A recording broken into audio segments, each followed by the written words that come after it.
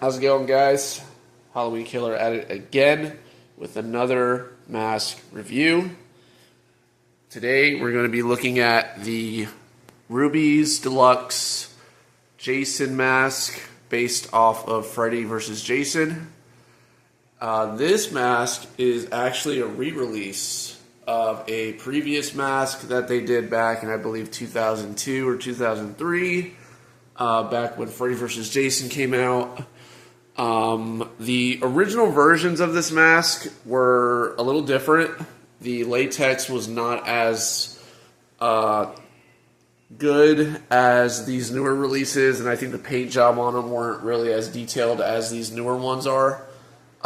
They re-released these versions, I think around 2 or 3 years ago, and I got mine at a horror convention because I wasn't able to find one. They were scattered all around Walmart in really nice package boxes. I do have the box for mine. I just don't have it out here. I was going to grab it, but just decided not to.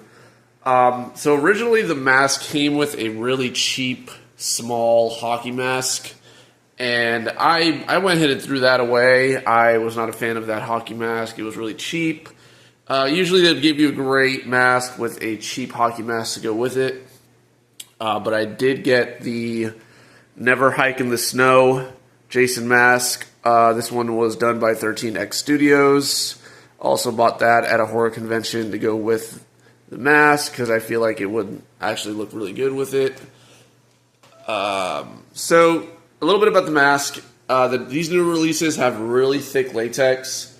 So they're really nice. They're thick. The whole mask is very well sculpted. I think it looks great as a display piece, but unfortunately it is a huge mask, so unless you are a beefy, fucking 5 or 6'5", beefy wrestler type of guy, this mask is definitely not going to look right. But it does look great as a display piece. The overall sculpt is really nice.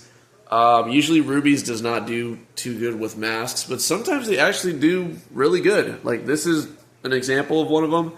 As far as the likeness of Jason goes, it has remnants of the Freddy vs. Jason face. Even though we never see it on screen, there are behind-the-scenes photos and, deleted scenes where the face is showing. And it does, in a sense, kind of look like that Jason mixed in with a Part 4 Jason with the mouth being as it is, but you can see Jason in the sculpt. But I do think it's kind of like a mixed hybrid.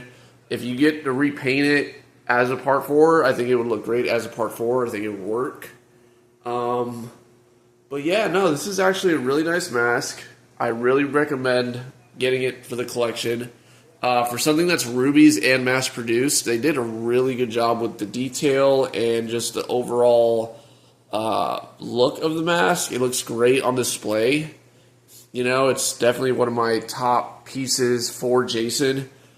And usually I like to keep the mask just on top of the head like this when I display it because, the face sculpt is really cool. I don't want to hide the face sculpt.